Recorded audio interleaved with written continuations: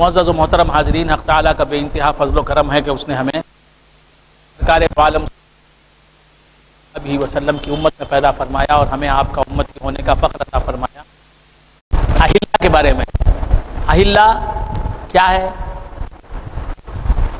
اہلیہ کہتے ہیں، اہلیہ جمع کا صیغہ ہے، اہلیتن جمع کا صیغہ ہے، جو ہے وہ جمع ہے ہلال، اہلیہ جمع ہے ہلال کی۔ ہلال کہتے ہیں پہلی رات کے چاند کو، پہلے چاند کو، کرسنٹ جسے کہتے ہیں۔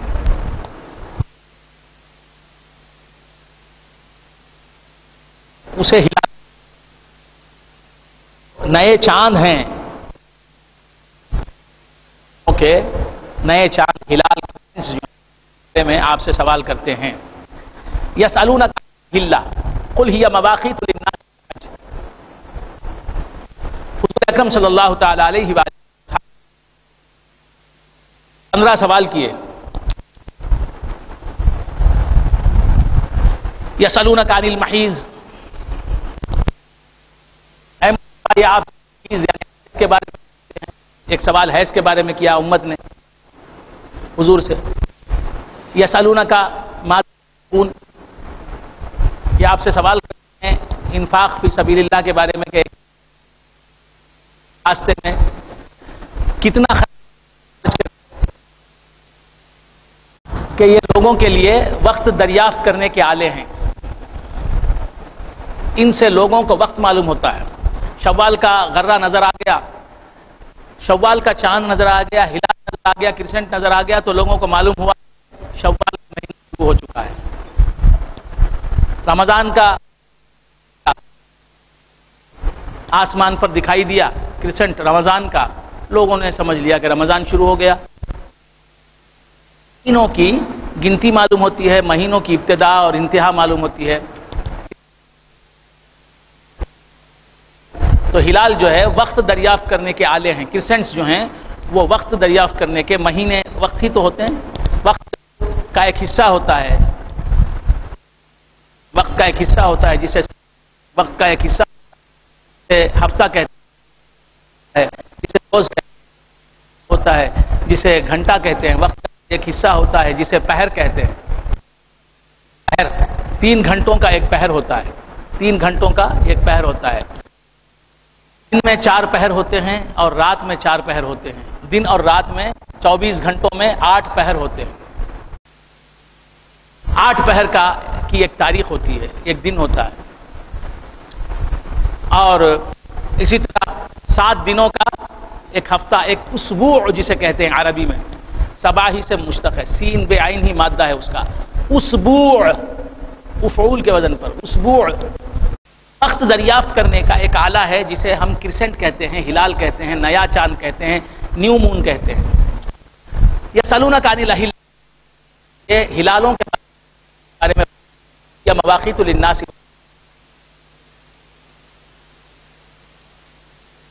جاننے کا ایک آلہ ہے۔ مہینہ کون سا ہے جاننے کا ایک آلہ ہے، اور چاند طلوع ہوا تو معلوم ہو گیا کہ رات آ گئی، رات کا وقت آ گیا، دن کا وقت آ گیا۔ تو باہر یہ فل مونز جو ہیں یہ کیا ہیں؟ وقت جاننے کے آلے ہیں، خود للناس۔ اور حج کا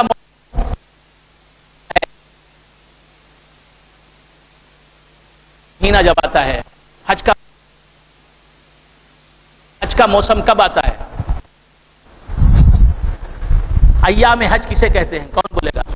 حج کے ایام ہوتے ہیں، مخصوص دن ہوتے ہیں، ایک موسم ہوتا ہے، حج کا سیزن ہوتا ہے، وہ آ جائے حج فرض ہو جائے۔ ان دنوں میں صاحب مالیت رکھتا ہو، اپنے پاس رکھتا ہو، جس اگر آپ کے پاس اتنا مال ہے کہ آپ پر حج فرض ہے اور حج کا مہینہ بھی آ گیا ہے، حج کے آ گئے، حج کے دن معلوم ہو گئے آپ کو، حج کا موسم کتنے دنوں پر ہوتا ہے؟ 2 مہینے، ذی الحجہ کے 10 حج کا موسم، حج کے مہینے، حج کے ایام، ان ایام میں اگر حج کرنے کے لائق آپ کے پاس مال ہے تو آپ پر حج فرض ہو گیا. حج فرض ہو گیا آپ پر تو آپ پر حج کے مسائل جاننے بھی فرض ہو گئے. حج نہیں کیا تو ایک گناہ ہوگا، اور مسائل نہیں جانیں گے، حج نہ بھی کریں تو مسائل جان لینا آپ کے اوپر فرض ہے. اگر حج کے ایام بھی آ گئے ہیں اور آپ کے پاس مال بھی حج کرنے کے لائق جمع ہو گیا ہے تو آپ پر دو کام ہو گئے.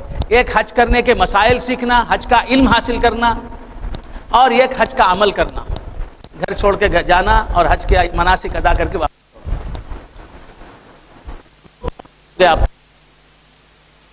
اگر یہ کام نہ کریں، آپ حج نہ بھی کریں تو حج کے مسائل جاننا آپ پر فرض ہو گیا. کب فرض ہو گیا؟ جبکہ ایام حج آ جائیں اور آپ کے پاس اتنا پیسہ ہو کہ آپ حج کر سکیں. کتنے لوگ ہوں گے ایام حج بھی کئی بار گزر گئے ان کے اوپر، اور ان کے پاس اتنا پیسہ بھی تھا کہ وہ حج کر سکتے تھے، لیکن آپ نے حج نہیں کیا. حج نہیں کیا، حج کر کے آئے نا. ہاں، تو باہر کے اختیار کر رہا تھا، حج کے ایام بھی آ جائیں، حج کا موسم بھی آ جائے، دن مہینے بھی آ جائیں، اور آپ کے پاس پیسہ بھی حج کرنے کے قابل ہو تو آپ حج فرض ہو جاتا ہے. حج فرض ہو گیا تو آپ پر صرف حج کرنا ہی فرض نہیں ہے، حج کے مسائل جاننا بھی فرض ہے. دو فرض آپ کے پاس. جس پر جو رکن اسلام فرض ہو جاتا ہے اس پر اس رکن اسلام کے بارے میں جانکاری حاصل کرنا اور اس کے مسائل جاننا بھی فرض ہو جاتا ہے. نماز جس پر فرض ہو گئی، ہر عاقل و بالغ مرد اور عورت مسلمان پر نماز فرض ہو جاتی ہے. نماز فرض ہو گئی تو نماز کے مسائل جاننے بھی فرض ہو گئے. اگر شامت اعمال سے، بدقسمتی سے کوئی مسلمان نماز نہیں پڑھتا تو وہ نماز نہیں پڑھنے کا گناہ ہی نہیں کر رہا ہے. اگر وہ نماز کے مسائل نہیں، دو گناہ کر رہا ہے. ایک نماز نہ پڑھنے کا گناہ، دوسرا نماز کے مسائل نہ جاننے کا گناہ. اسی طرح اگر آپ پر زکوٰۃ فرض ہو گئی ہے، ہر عاقل بالغ مسلمان خواہ وہ مرد ہو یا عورت، اگر اس کے پاس حد نصاب کا مال موجود ہے، 1 سال تک وہ مال موجود رہا، اب ہو گیا نصاب بھر تک رہ گیا تو اب وہ صاحب نصاب ہو گیا. مرد ہو یا عورت، مسلمان ہونا ضروری ہے اور بالغ ہونا ضروری ہے. تو سال گزر جانے کے بعد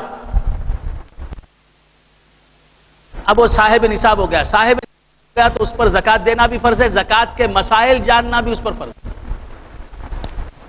میں پہلے بھی عرض کر چکا ہوں، زکوٰۃ کا مستطیع ہے، صاحب نصاب ہے، زکوٰۃ اس پر فرض ہے، زکوٰۃ نہیں دے رہا ہے، اور زکوٰۃ کے مسائل بھی نہیں جانے اس نے تو دو گناہ کر رہا ہے. وہ ایک عمل نہ کرنے کا، زکوٰۃ نہ دینے کا گناہ کر رہا ہے، دوسرا زکوٰۃ کے مسائل نہ جاننے کا گناہ کر رہا ہے. یہ میں بار بار عرض کر رہا ہوں. کیا عرض کر رہا تھا؟ مسائل حج نہیں جانے تو گناہ. نکاح کا مسئلہ، نکاح کرنے جس پر نکاح ضروری ہے اس پر نکاح کے مسائل جاننا بھی ضروری ہے. نکاح کے، طلاق کے نہیں جاننے کی وجہ سے ہی آدمی کیا کرتا ہے؟ کھنڈت میں پڑ جاتا ہے. اور ایک بات، طلاق جو ہے، طلاق جو ہے تعلق سے حدیث شریف میں آیا ابغض المباحات الطلاق. طلاق جو ہے ابغض المباحات ہے، ابغض الحلال عند اللہ الطلاق. طلاق جو ہے اللہ کی نظر میں تمام حلال کاموں میں ناپسندیدہ کام ہے. حلال کام تو ہے لیکن اللہ کو پسند نہیں ہے. بات سمجھ آ رہی؟ تو خیر کیا عرض کر رہا تھا؟ طلاق دینے، ایک بات ذہن نشین رکھیں آپ، ہمیشہ ذہن نشین رکھیں، ہمیشہ ذہن نشین رکھیں اللہ کے لیے، اور اپنے بچوں، اپنے رشتہ داروں، خلیفوں اور جو آپ کے معتقدین ہیں ان میں یہ بات پھیلائیں کہ ایک عام بات ہو گئی ہے. ایک موٹی بات بول رہا ہوں، ذہن نشین رکھیں. آپ کی زندگیوں میں جو برائی آ رہی ہے وہ برائی ختم ہو جائے گی. بہت آسان بات، بہت آسان بات. کیا ہے کہ آدمی یہ سمجھ رہا ہے، عام یہ سمجھ ہے کہ اپنی بیوی کو کوئی طلاق دینا چاہتا ہے اور اپنی زندگی سے اسے علیحدہ کرنا چاہتا ہے تو 3 بار طلاق پکارنا ضروری ہے، یہ سمجھتے ہیں لوگ. ایک آدمی اپنی بیوی کو طلاق دے کر اسے ہمیشہ کے لیے اپنے سے جدا کے لیے 3 بار طلاق دینا ضروری ہے سمجھتا ہے ہر مسلمان، ایسا ہی سمجھتا ہے نا؟ یہ سب سے بڑی غلطی ہے، جہالت ہے۔ 1 2 3 3 بار طلاق دیں، شوہر کہے کہ میں نے تجھے طلاق دی طلاق دی طلاق دی، 3 بار کہے تو ہی جورو اس کی بیوی، اس کی زوجہ، اس کی منکوحہ اس کے نکاح سے نکل جائے گی اور ہمیشہ کے لیے نکل جائے گی، اس کا پیچھا چھوڑ دے گی، یہ دامن چھڑا لے گا اس سے، یہ سمجھتا ہے تو یہ بہت بڑی غلطی ہے۔ بیوی کو اپنی زندگی سے نکالنے کے لیے 3 بار طلاق دینے ہی کی ضرورت نہیں ہے، صرف 1 بار طلاق دے دے بھی تو کافی ہے۔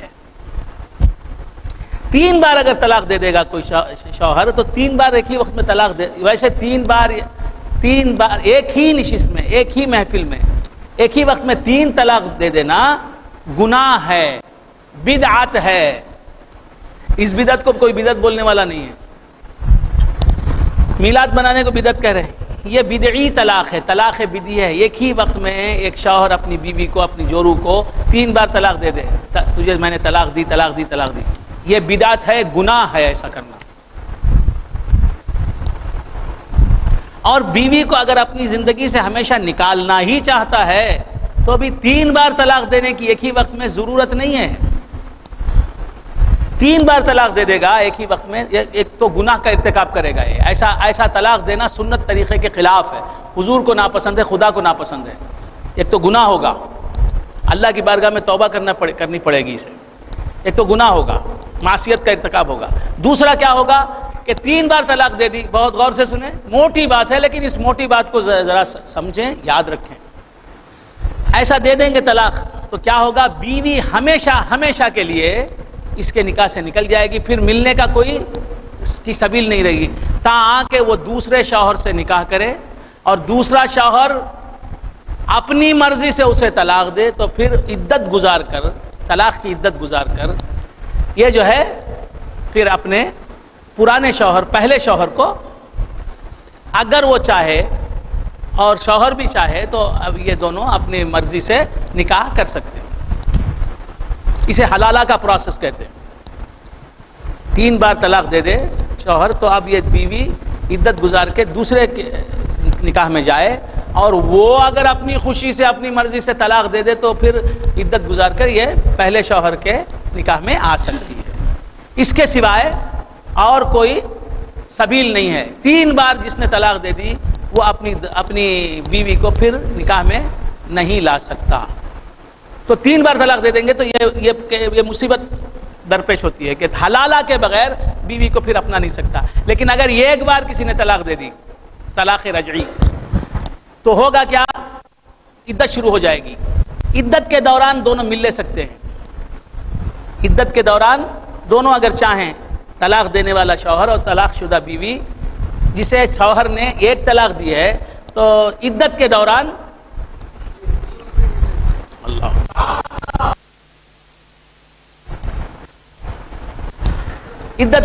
مل لے سکتے ہیں۔ یعنی ایسا کام کرنا جو زن و شوہر کے درمیان ہوتا ہے، بوسو کو نار ہے وغیرہ وغیرہ، کچھ بھی ایسا کام کر لیں تو عدت کے دوران مل گئے تو اب میاں بیوی ہو گئے، نکاح جدید کرنے کی ضرورت نہیں، نکاح جدید ضرورت نہیں، بات سمجھ میں آ رہی؟ نیا نکاح کرنے کی اسے ضرورت نہیں۔ عدت گزر گئی تو اب عورت آزاد ہو گئی۔ شوہر نے 1 طلاق دی، عدت گزری، طلاق کی، عدت گزرنے کے درمیان ہی میاں بیوی مل جاتے، رضامندی سے ہی ملیں گے نا، زبردستی تو ملنے کا سوال ہی نہیں، رضامندی سے ملیں گے تو کیا ہوگا، مل لے سکتے۔ لیکن اب شوہر کے ہاتھ میں 3 طلاق کا حق نہیں رہتا، 2 طلاق کا حق رہتا۔ لیکن اگر عدت گزر گئی، شوہر اور بیوی رجوع نہیں کیا، ملے نہیں، عدت گزر گئی تو اب بیوی آزاد ہے، جس شوہر سے چاہے نکاح کر سکتی ہے۔ شوہر کی مرضی، شوہر کی جس نے طلاق دی اس سے اجازت لینے کی، اس کی مرضی جاننے کی ضرورت نہیں۔ بیوی جو ہے پھر اپنے پرانے شوہر ہی سے ملنا چاہتی ہے، شوہر بھی اسے اپنے نکاح میں لا لینا چاہتا ہے، تو پھر نکاح جدید کر کے، جدید مہر کر کے، جدید مہر کے ساتھ، جدید نکاح کے ساتھ پھر اسے اپنے نکاح میں لا سکتا ہے۔ تو کیا بات سمجھ میں آئی؟ ایک طلاق دینے پر بھی عورت تمہاری زندگی سے نکل سکتی ہے. اگر ایک طلاق دی تم نے، یہی طلاق کا سنت طریقہ ہے، اور اس کے سنت ہونے میں کوئی شک ہی نہیں. اگر کسی نے اپنی بیوی کو طلاق دی، ایک طلاق دے، عدت کے درمیان مل لے سکتا ہے بیوی شوہر اپنی خوشی سے، مل لیں گے تو نکاح کی بھی ضرورت نہیں. عدت گزر گئی، بیوی آزاد ہے، جس سے چاہے شادی کر لے. یا بیوی پرانے شوہر سے ملنا چاہتی ہے، شوہر بھی ملنا چاہتا ہے، تو نکاح جدید کرے، جدید مہر کے ساتھ نکاح کر لے تو شوہر کو ملنے کا حق ہے. نکاح کے بعد، عدت سے پہلے بغیر نکاح کے ہی رجوع کر سکتے ہیں، عدت کے بعد نکاح کرنا پڑے گا. اور عدت کے بعد عورت کو حق حاصل ہے، چاہے تو پرانے شوہر کو سے شادی کرے، چاہے ایسے ہی رہ جائے، چاہے نئے شوہر سے شادی کر لے. نئے شوہر کے ہاتھ میں گرفت نہیں ہے. کچھ سمجھ میں آ رہی بات؟ اب شادی نکاح کر کے، نکاح جدید کر کے شوہر نے بیوی کو حاصل کر لیا، تو اس کے پاس کتنے طلاق کے حق ہیں؟ 2 طلاق کے حق ہیں، 1 طلاق چلی گئی. تو باہر کا ایک دوستو عرض کر رہا تھا کہ 1 طلاق دینے سے بھی وہی کام ہوگا جو 3 طلاق دینے سے ہوتا ہے، لیکن 3 طلاق دے دیں گے تو رجوع کا حق ہی نہیں رہتا مرد کے پاس نہ عورت کے پاس. اس لیے جو لوگ یہ سمجھتے ہیں کہ طلاق دینا ہے اپنی منکوحہ کو تو 3 بار طلاق دیں، طلاق تبھی جو ہے وہ اپنی زندگی سے نکلے گی، یہ سب غلط بات ہے.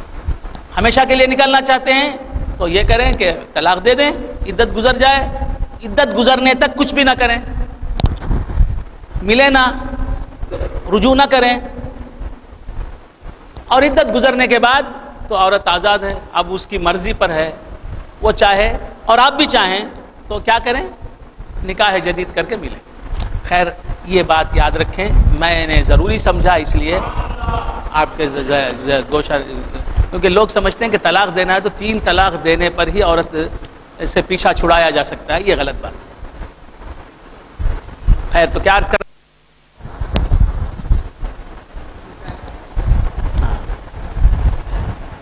حج کے تعلق سے، حج کے ایام کیا ہوتے ہیں؟ پورا شوال کا مہینہ، پورا ذی قعدہ کا مہینہ، ذی الحجہ کا مہینہ. ذی الحجہ کے مہینے کے 10 دن، تو 2 مہینے 10 دن یہ حج کے ایام ہیں. ان ایام میں اگر کسی مسلمان عاقل و بالغ آدمی کے پاس نصاب استطاعت کے مطابق مال آ گیا، یعنی حج کرے اتنا پیسہ آ گیا، تو اب اس کے اوپر حج فرض ہو گیا. حج فرض ہو گیا تو اس کے مسائل جاننا بھی اس پر فرض ہو گئے. تو یہ باتیں ذرا ذہن نشین رکھیں.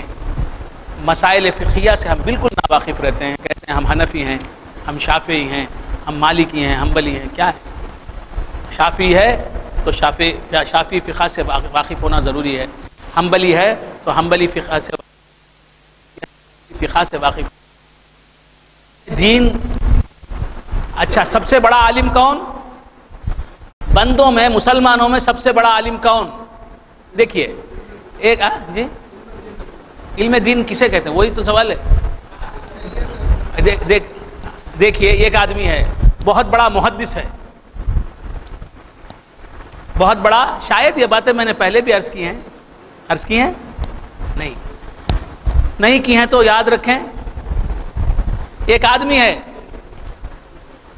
بہت بڑا محدث ہے، ہزاروں حدیثیں اس کے سینے میں ہیں، بہت بڑا، بہت حدیثیں جانتا ہے، بہت حدیثیں پڑھا ہوا ہے، یاد ہیں، بائی ہارٹ ہیں اسے حدیثیں، ہزاروں حدیثیں یاد ہیں اسے، لاکھوں حدیثیں یاد ہیں اسے.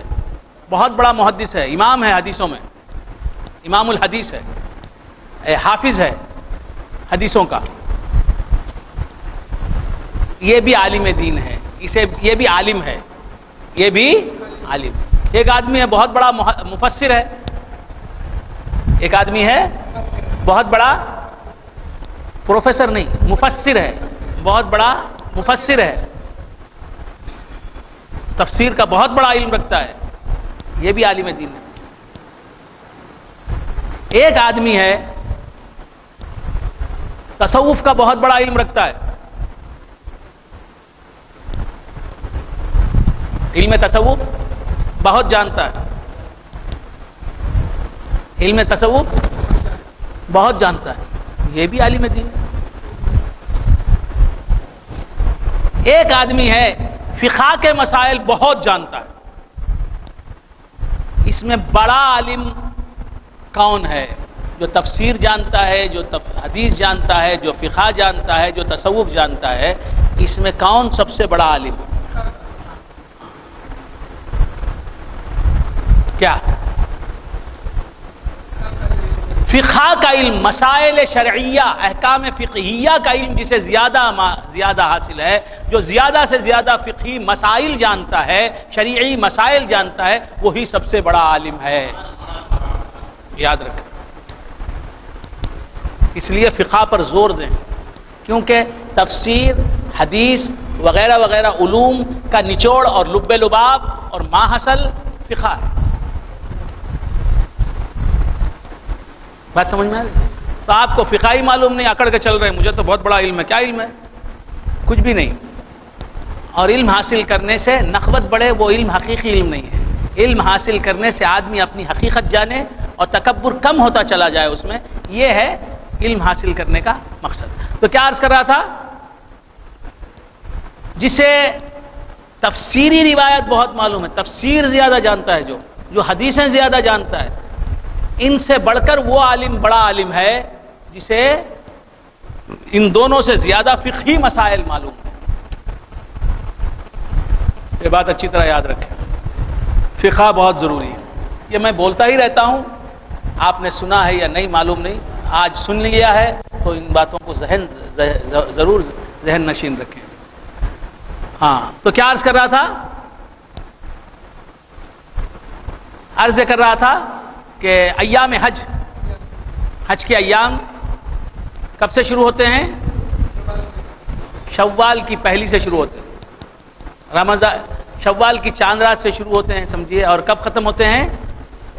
ذی الحجہ کے 10 تاریخ تک، تب ختم ہو جاتے ہیں. 2 مہینے 10 دن، 70 دن نہیں. کیا بولیں گے؟ 2 مہینے 10 دن. تو کیا عرض کر رہا تھا؟ اس طرح مسائل فقہ کے یاد رکھنا، اور یاد نہیں رہ سکیں گے. بیان کرنا، سوال کرنا، جواب دینا، مذاکرہ کرنا. بولو بھائی اس کا کیا جواب ہے؟ یہ سوال ہے، اس کا کیا جواب ہے آپ کے پاس؟ میں ایسا ہی کرتا رہتا ہوں اپنے دوستوں کے ساتھ، ساتھیوں کے ساتھ. فضل الرحمان کے ساتھ ملتا ہوں تو سوال کرتا ہوں، بھائی اس کا سوال کیا ہے، جواب کیا ہے؟ وہ جواب دے دیتے تو کہتا ہوں ٹھیک ہے. نہیں جواب دیتے تو میں جواب دیتا ہوں، بھائی اس کا یہ جواب ہے. تو اس طرح مسائل کو یاد رکھا جاتا ہے. خیر، تو کیا عرض کر رہا تھا؟ بھول گئے آپ حضرات. یسألونک عن الاہلہ، اے حبیب آپ سے سوال کر رہے ہیں یہ لوگ ہلالوں کے بارے میں. قل ہی مواقیت للناس والحج. یہ ہلال کیا ہے؟ قل ہی مواقیت للناس والحج. یہ لوگوں کے لیے وقت جاننے کے آلے ہیں. جس طرح گھڑی ہے نا، گھڑی ٹائم بتاتی ہے ہم کو. 12:30 ہو گئے، 11:30 ہو گئے، 11:45 ہو گئے، 1 ہو گیا، 2 ہو گئے، اور سحری کا وقت آ گیا، افطاری کا وقت آ گیا. بس اسی طرح یہ اللہ کی بنائی ہوئی گھڑی ہے. اس گھڑی تک ہمارے ہاتھ نہیں پہنچ سکتے. یہ چاند جسے کہتے ہیں، یہ سورج جسے کہتے ہیں، یہ اللہ کی بنائی ہوئی گھڑیاں ہیں، کلاکس ہیں. بات سمجھ میں آیا کہ اللہ بنایا ہے. ہم دیکھ کے سمجھ جاتے ہیں. چاند دیکھ لیا، رمضان کا اعلان کر دیتے ہیں کہ رمضان شروع ہو گیا، تراویح پڑھی جائے گی. بات سمجھ میں آئی؟ قل ہی مواقیت للناس والحج. ہائے ہائے ہائے ہائے، آیت کچھ ہے دوستو. پیر جو روشنی دیتا ہے اس روشنی میں بات کچھ اور سمجھ میں آتی ہے. یہ تو مسائل شریعہ آپ کے سامنے رکھے میں نے جو باتیں کہنی ہیں شریعت کے بارے میں کہیں، اور آیت کا مفہوم بھی بیان کیا. یسألونک عن الاہلہ قل ہی مواقیت للناس والحج. یسألونک عن الاہلہ ایک وجدانی کیفیت پیدا کرتا ہے، ایک وجد آفری کیفیت پیدا ہوتی ہے ہمارے اندر. اللہ فرماتا ہے محبوب تم سے یہ ہلالوں کے بارے میں پوچھتے ہیں، تم ہمارے چاند ہو، تم بدر منیر ہو، تم سے یہ کرسنٹس کے بارے میں پوچھتے ہیں، ہلالوں کے بارے میں پوچھتے ہیں، نئے چاندوں کے بارے میں پوچھتے ہیں. اے محبوب تم خود ہمارے چاند ہو. غرض نہ کچھ ماہ ہو مشتری سے، نہ مجھ کو سورج سے گفتگو ہے. غرض نہ کچھ ماہ ہو مشتری سے، نہ مجھ کو سورج سے گفتگو ہے. نہیں ہے غیروں سے کوئی مطلب، میرے اندھیرے کا چاند تو ہے۔ اللہ فرمایا وَيَسْأَلُونَكَ عَنِ الْأَحِلَّةِ They ask you about crescents. Oh beloved Muhammad Mustafa sallallahu alayhi wa alihi wa sallam, they ask you about crescents. ہلالوں کے بارے میں آپ سے پوچھتے ہیں، آپ تو ہمارے چاند ہیں، آپ کے بارے میں نہیں پوچھتے؟ ارے یہ ہلال، یہ کرسنٹس، یہ مواقیت للناس، لوگوں کو حج کے ایام بتانے کے لیے، لوگوں کو مہینہ آ گیا ہے، رمضان کا مہینہ آ گیا ہے، شوال کا مہینہ آ گیا ہے، مہینے بتانے کے لیے ہیں، حج کے ایام بتانے کے لیے، اور تم ایسے چاند ہو، تم ہماری ذات کو بتانے کے لیے ہو۔ مر رآنی فقد رآ الحق، جس نے مجھے دیکھا اس نے حق کو دیکھا۔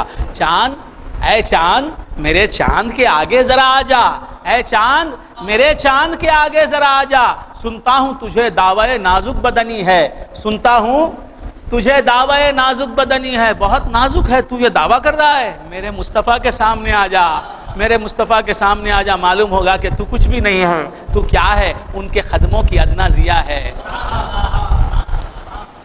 بات سمجھ میں آ گئی؟ کیا ٹھیک ہو رخ نبوی پر مثال گل، کیا ٹھیک ہو رخ نبوی پر مثال گل، پامال جلوہ کف پا ہے جمال گل، پامال جلوہ کف پا ہے جمال گل۔ اعلیٰ حضرت احمد رضا خان فاضل بریلوی علیہ رحمت و رضوان فرماتے ہیں کہ کیا ٹھیک ہو رخ نبوی پر مثال گل، میں حضور کے چہرے کی مثال پھول کو کیا بتاؤں کہ پھول جو ہے حضور کے چہرے کے جیسا ہے، میں کیسے بولوں؟ حضور کے چہرے کے جیسا ہے پھول، میں کیسے بولوں؟ ہر پھول بنا ہے محمد الرسول اللہ کے نور سے، ہر پھول کی اصل آپ ہیں، پھول میں رنگ ہے تو اس رنگ کی بھی اصل آپ ہیں، بو ہے تو اس بو کی بھی اصل آپ ہیں، آپ سے پھول ہیں، پھولوں کی رنگ و بو ہے، تو کیا ٹھیک ہو رخ نبوی پر مثال گل، پامال جلوہ کف پا ہے جمال گل۔ رسول اللہ کے کفے پا کا جلوہ دیکھو، تلوے کو دیکھو مصطفیٰ کے، محمد مصطفیٰ صلی اللہ علیہ وآلہ وسلم کے پاؤں کے تلوے کو دیکھو، ان کے پاؤں کے تلوے میں جو تابش ہے، جو نور ہے، جو جگمگاہٹ ہے، جو رونق ہے، جو حسن ہے، جو جمال ہے، جو کشش ہے، جو دلاویزی ہے، وہ پھول کے چہرے میں کہاں ہے؟ واقعی کہاں ہے؟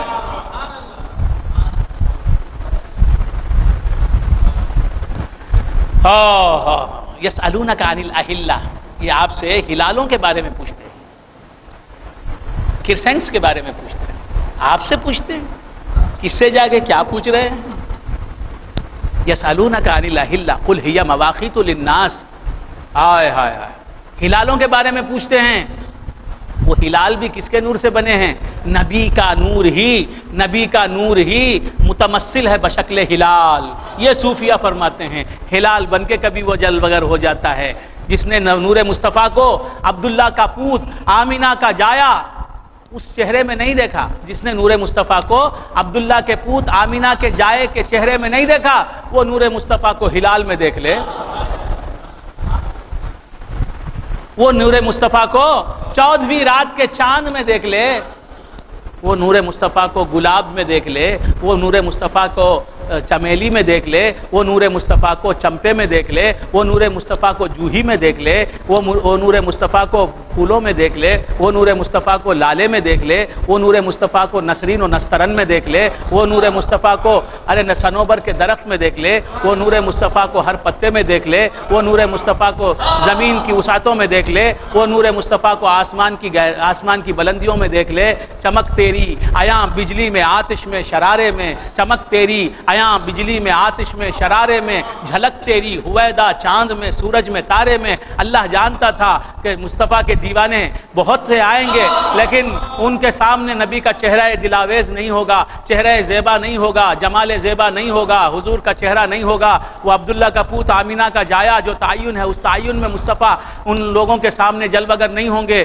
ان کے لیے کیا کیا جائے؟ اللہ نے کرم فرمایا کہ ہر شے کو مصطفیٰ کے نور سے بنا دیا، کہا کہ ایک چہرہ اگر چھپتا ہے تو چھپنا ضروری ہے، اے دیوانوں مصطفیٰ کے گھبراؤ نہیں، مصطفیٰ کا پتہ جاننے والوں کے پاس جاؤ، مصطفیٰ کی معرفت جنہیں حاصل ہے ان دیوانوں کے پاس جاؤ، ان فقیروں کے پاس جاؤ، ان ان اہل عرفان کے پاس جاؤ، وہ بتا دیں گے کہ ہر شے نور مصطفیٰ ہی سے بنی ہے، یہ ساری کائنات نور مصطفیٰ ہی سے سجی ہے۔ جہاں تم نظر اٹھا کے دیکھ رہے، جس چیز کو تم نظر اٹھا کے دیکھ رہے ہو، اس چیز میں نبی کا نور ہی جگمگا رہا ہے، کیونکہ ہر شے کی اصل نبی کا نور ہے۔ نبی نے خود فرمایا ہے انا من نور اللہ وکل شیء من نوری، میں اللہ کے نور سے پیدا ہوا اور ہر شے میرے نور سے پیدا ہوئی۔ تو نبی کے دیوانے جو اہل عرفان ہیں، نبی کی معرفت جنہیں حاصل ہے، نبی کا عرفان جنہیں حاصل ہے، ان کے پاس جاؤ تو وہ بتا دیں گے اصل ظہور کل جز و کل صلی علی محمد، وہ بتا دیں گے۔ اور وہ بتا دیں گے کہ مصطفیٰ نظر نہیں آتے، سمجھنا حماقت ہے، حقیقت میں مصطفیٰ ہی نظر آتے ہیں۔ مجازن زمین نظر آتی ہے، حقیقت میں حضور ہی نظر آتے ہیں۔ مجازن آسمان نظر آتا ہے، حضور کے نور سے آسمان بنا ہے، تو حقیقت میں آسمان کہاں نظر آ رہا ہے؟ حقیقت میں تو جمال مصطفیٰ ہی بشکل آسمان متمثل ہے، متجلی ہے، جلوگر ہے۔ ہر منظر عالم میں نظر آئے محمد، ہر منظر عالم میں نظر آئے محمد، ہر منظر عالم میں نظر آئے محمد، ہے مظہر حق صورت والائے محمد۔ حضور کے چہرے میں خدا کا جلوہ نظر آتا ہے۔ مر رآنی فقد رأى الحق، جس نے مجھے دیکھا اس نے حق کو دیکھا۔ اور ہر شے کے تعین میں، ہر شے کی شکل و صورت میں جمال نور مصطفیٰ جلوگر ہے۔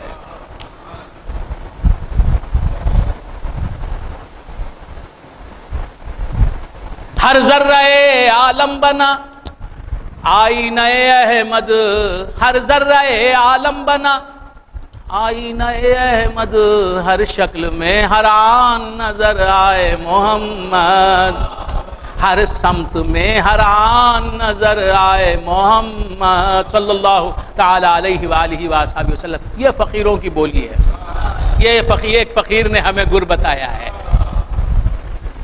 کہ نظر نہیں آتے، سمجھنا دیوانہ پن ہے تیرا، کہ دیکھنے والے سے نہیں ملا نا، اس لیے تجھے نظر نہیں آیا۔ اب تو دیکھنے والے سے مل گیا، اب تو دیکھتا ہی رہے گا جمال مصطفیٰ، اس دنیا میں بھی دیکھے گا، اس دنیا میں بھی دیکھے گا۔ بات سمجھ میں آ رہی؟ یسألونک عن الاہلہ، اے مصطفیٰ آپ سے پوچھتے ہیں ہلال کے بارے میں۔ ہائے ہائے ہائے ہائے، they ask you about crescents، ہلالوں کی بابت آپ سے پوچھتے ہیں۔ آپ ہی تو ہلال بن کے چمکتے ہیں ہر مہینے میں، آپ کو دیکھتے ہیں شوال کا ہلال نظر آ گیا، اچھلنے لگے۔ کسے دیکھ کے اچھلنے لگے؟ عید آ گئی، عید آ گئی۔ کسے دیکھ کے عید آئی؟ کسے دیکھنے سے خوشی ہوئی؟ وہ ہلال شوال بن کے کون نظر آیا؟ غرہ شوال بن کے کون چمکا؟ نور مصطفیٰ چمکا، عبداللہ کا پوت آمینہ کا جایا چمکا۔ یسألونک عن الاہلہ، یہ آپ سے ہلالوں کے بارے میں پوچھتے، آپ سے پوچھتے۔ فرا کے بارے میں اصل سے پوچھتے ہیں۔ یسألونک عن الاہلۃ قل ہی مواقیت للناس والحج، آپ فرما دیں ہی مواقیت للناس والحج ویسألونک عن الاہلۃ، میں نے کہہ دیا یہ مجہول پڑھنا ہے، اسے کہتے ہیں مجہول۔ ویسألونک عن الاہلۃ قل ہی مواقیت للناس والحج، اس طرح پڑھنا، مجہول پڑھنا ہے۔ معروف پڑھنا کیسا ہے؟ یسألونک عن الاہلۃ قل ہی مواقیت للناس والحج ولیس البر بأن تأتوا البیوت من ظہورها ولكن البر من اتقى وأتوا البیوت من ابوابها ابوابها یہ مجہول ہے، ابوابها واتقوا اللہ لعلکم تفلحون۔ تو پیش کو او کہنا، زیر کو اے کہنا، یہ مجہول پڑھنا ہے۔ مجہول قرآن نہیں پڑھنا چاہیے۔ کس طرح پڑھنا چاہیے؟ معروف پڑھنا چاہیے۔ یسألونک عن الاہلۃ قل ہی مواقیت للناس والحج وليس البر بأن تأتوا البيوت من ظهورها ولكن البر من اتقى وأتوا البيوت من أبوابها ولكن البر من اتقى وأتوا البيوت من أبوابها واتقوا الله لعلكم تفلحون۔ تو خیر بندگان خدا عرض کر رہا تھا، اللہ تبارک و تعالیٰ فرماتا ہے وليس البر بأن تأتوا البيوت من ظهورها، ایام جاہلیت میں، ایام جاہلیت کن ایام کو کہتے ہیں؟ ایام جاہلیت، ایام جاہلیت کن ایام کو کہتے ہیں؟ ایام کے معنی کیا؟ ڈیز، جاہلیت کے ڈیز، جاہلیت کے ڈیز یعنی اگنورینس کے ڈیز. کن ایام کو کہا جاتا ہے ایام جاہلیت؟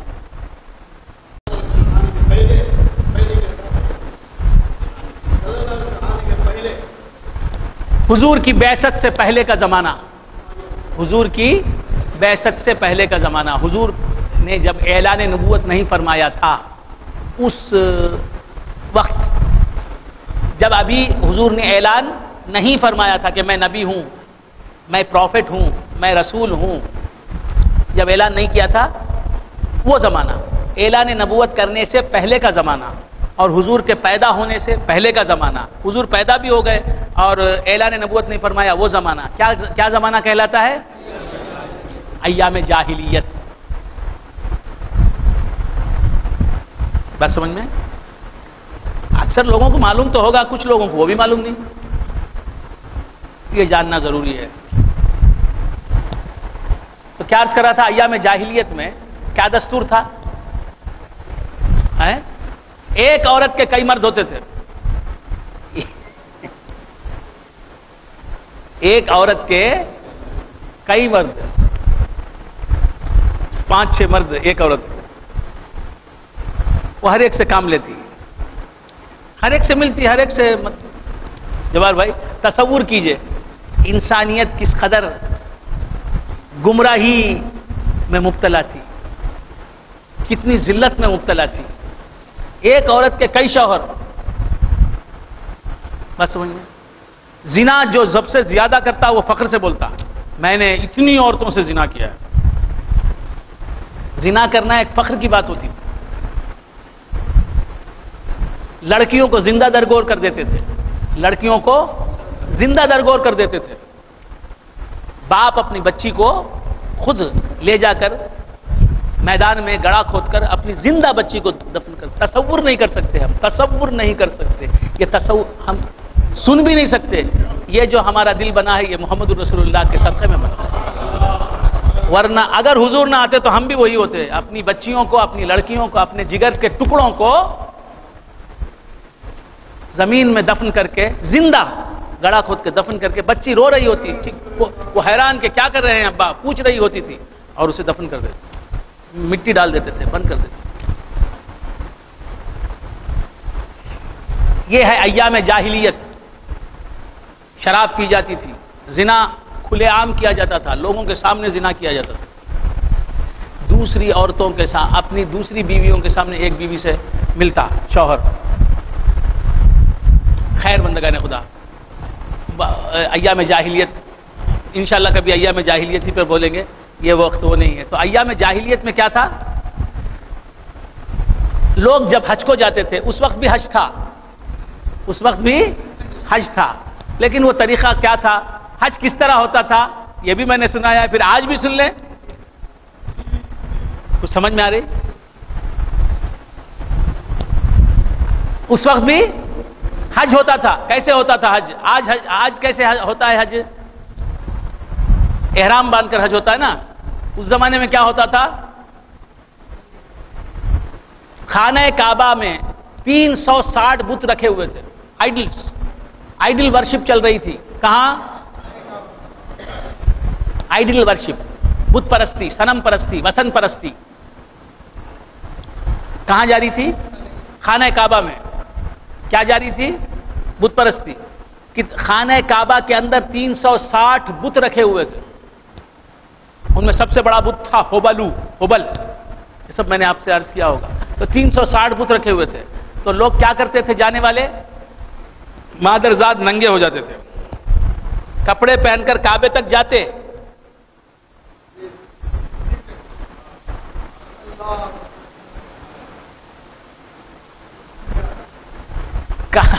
کعبے میں جانے کے بعد حج کرنے کا طریقہ ہے کیا ہے؟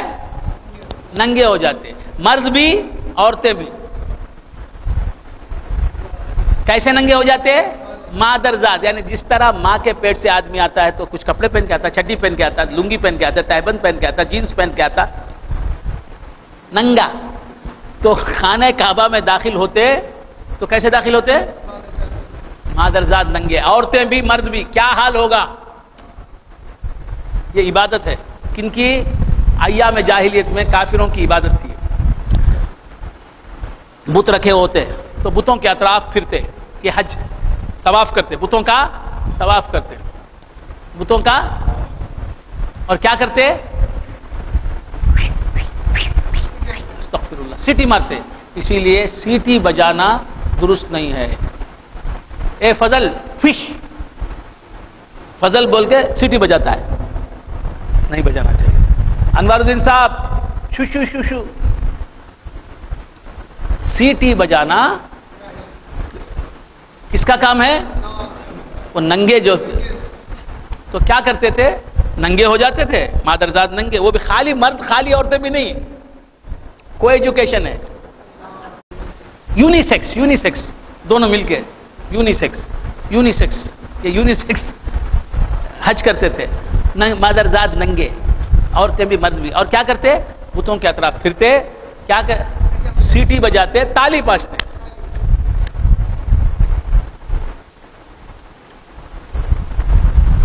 یہ طریقہ تھا. حج کو جا کے آ جاتے.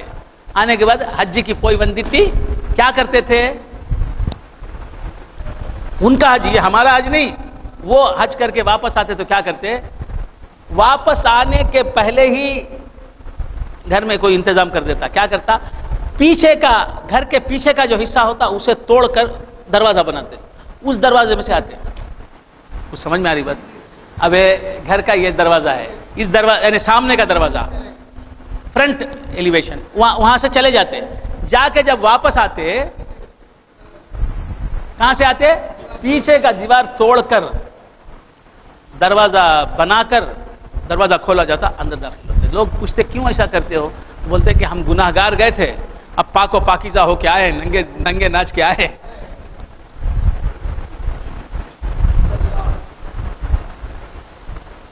ہم پاک و پاکیزہ ہو کے آئے ہیں، لہذا کیا ہیں جی؟ اب پیچھے سے آئیں گے. گئے جس راستے سے گئے وہ گندا راستہ ہے، ابھی پاک راستے سے آئے. تو اللہ فرماتا وَلَيْسَ الْبِرُّ بِأَن تَأْتُوا الْبُيُوتَ مِن ظُهُورِهَا. یہ کوئی نیکی نہیں ہے کہ گھروں کے پیچھے سے آؤ. یہ کیوں؟ سامنے سے آؤ، جیسے سامنے سے گئے تھے سامنے سے آؤ. کیا جبار بھائی، اب گھر سے آپ نکل کے آئے، اب جاتے سے تو پیچھے سے جانا کیا ضروری ہے؟ سامنے سے گئے سامنے سے آؤ. وَلَيْسَ الْبِرُّ بِأَن تَأْتُوا الْبُيُوتَ مِن ظُهُورِهَا وَلَكِنَّ الْبِرَّ مَنِ اتَّقَىٰ. نیکی تو تقوی کا نام ہے. اللہ جن باتوں کے کرنے کا حکم دیتا ہے وہ کام کرو، اللہ جن کاموں کی طرف بلاتا ہے وہ کام کرو، اللہ جن کاموں سے روکتا ہے ان کاموں سے رک جائے. یہ تقوی. یہ گھر توڑ کے تم اپنی طرف سے، بات سمجھ میں یہی ہے کہ اپنی طرف سے جو شریعت میں پابندیاں لاتے ہیں یہ بدعات ہیں، یہ خرافات ہیں. جس طرح وہ لوگ کرتے تھے، آج ہم بھی بہت سے کام کرتے ہیں. کیا؟ ہم بھی بہت سے کام کرتے ہیں. یہ اپنی طرف سے کرنا ہے. وہ لوگ کیا کرتے تھے؟ اپنے سامنے سے جاتے، کیا کرتے تھے؟ پیچھے سے دروازہ پھوڑ کے آتے تھے. اللہ نے ان سے کہا نہیں تھا کہ حج کر کے واپس آؤ، کعبۃ اللہ کی زیارت کر کے آؤ، طواف کر کے آؤ تو پیچھے سے آؤ. یہ نہیں، حکم نہیں تھا اللہ کا. یہ اپنی طرف سے کرتے ہیں. آج ہم بھی کیا کرتے ہیں؟ امام جعفر صادق رضی اللہ تعالیٰ عنہ کی فاتحہ کی بات سمجھ میں آئے؟ فاتحہ کا کنڈا وہاں سے نہیں اٹھانا.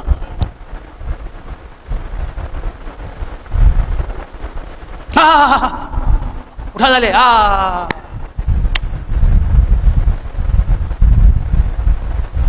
اب دیکھ رہے ہیں سب یورکڑو مہا وہابی ارکرانگ. اگر یہ وہابیت ہے تو میں بے شک وہابی ہوں. اگر وہابیت یہ ہے تو میں بھی وہابی ہوں. کب تک ہمیں صحیح علم نہیں ملے گا؟ کب تک ہمیں صحیح کنڈا اٹھانا نہیں کہتے وہاں سے. پورا یہاں سے راشد شاہ صاحب وہاں لے کو چلے گا. کیا کریں گے؟ نہ پڑھنے نہیں،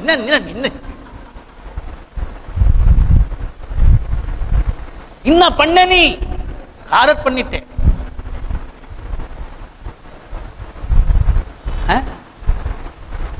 وہ کنڈے میں سے پوری لا کو یہ کنڈے میں ڈال دیے فضل الرحمان. اندر کنڈے پڑھنے دیا.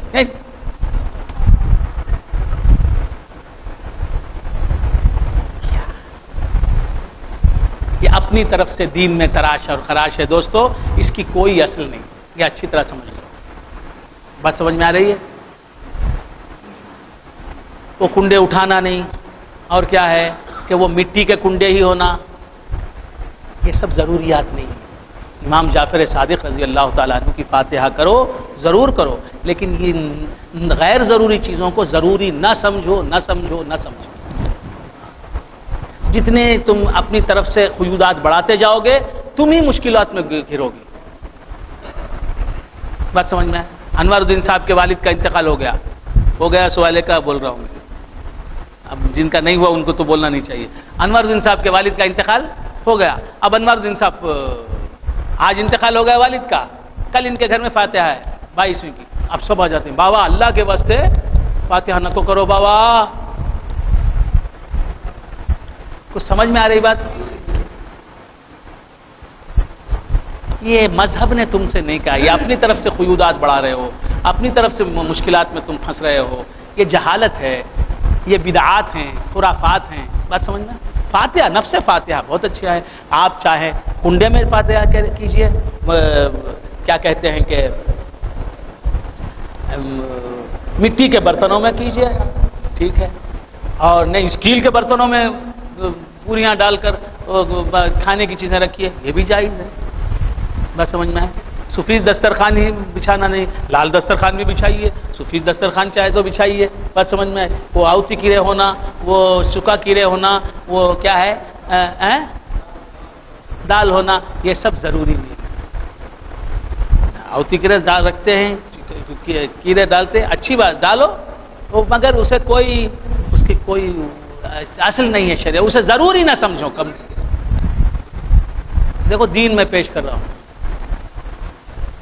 اگر میں ہی آپ کو سمجھا دوں گا نا تو اب ہر بات جو وہابی کر رہا ہے، ہر اعتراض جو وہابی کر رہا ہے، آپ اس کے خلاف ہو جاتے ہیں۔ یہ بہت بڑی غلطی ہے، اس لیے کہ آپ کو اپنا مذہب معلوم نہیں، اپنا مسلک معلوم نہیں، اپنا راستہ معلوم نہیں۔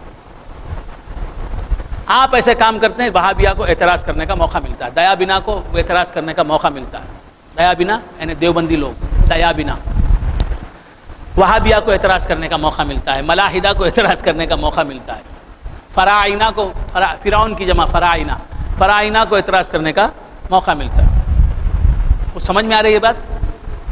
کیا بات سمجھ میں آئی؟ یہ خرافات اپنی طرف سے قیودات بڑھا لیں۔ بات سمجھ میں آ رہی؟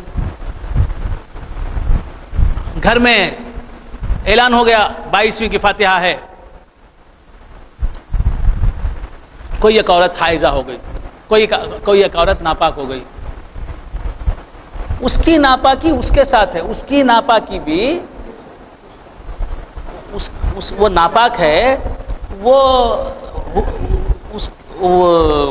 اس کا جسم جو ہے پاک ہے، اس کے جسم میں کوئی حقیقی گندگی نہیں لگی ہوئی ہے، وہ اپنے جسم سے کھانا پکا کے تمہیں کھلائے، کھا سکتے ہو تم؟ ہاں وہ خود جو ہے قرآن کی تلاوت نہیں کر سکتی، قرآن چھو نہیں سکتی، طواف کعبہ نہیں کر سکتی، مسجد میں داخل نہیں ہو سکتی، طواف مسجد حرام میں داخل نہیں ہو سکتی، اور جو ہے وہ روزہ نہیں رکھ سکتی، نماز نہیں پڑھ سکتی، یہ قیودات۔ اس کے جسم سے تمہارا جسم لگ جائے گا تو تم ناپاک ہو جاؤ گے، یہ ہے ایسی بات نہیں۔ کچھ سمجھ میں آ رہی بات؟ تو کیا عرض کر رہا تھا دوستو؟ اپنی طرف سے قیودات بڑھا لیتے ہیں۔ کیا ہے؟ ارے آج دعوت تھی نا، نہیں ہٹا کو رکھ ڈالا، کیوں؟ ایسا ہو گیا۔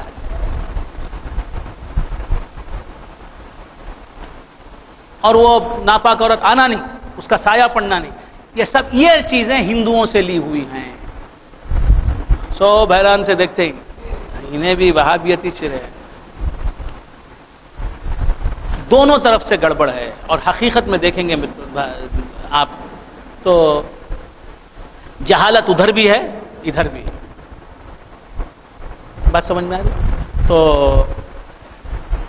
ناپاک عورت رہے، ناپاک عورت یہ کیا ہے؟ وہ پوریاں بیل سکتی ہے، سب کچھ کر سکتی ہے، کیا ہے؟ نہیں کرتی کوئی بات نہیں، لیکن نہیں کرنا یہ فرض ہے، یہ سمجھنا غلط ہے۔ بات سمجھ میں آ رہی ہے؟ تو اپنی طرف سے قیودات بڑھا لیتے ہیں، کھڑے رہ کر ہی فاتحہ دلانا، بیٹھ کے بھی دلا سکتے ہیں۔ سامنے چیز رکھ کر ہی دلانا نہیں، رکھ کے بھی دلا سکتے ہیں، نہیں رکھ کے بھی دلا سکتے ہیں۔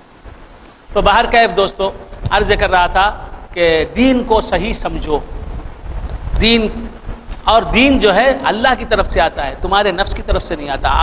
افرائیت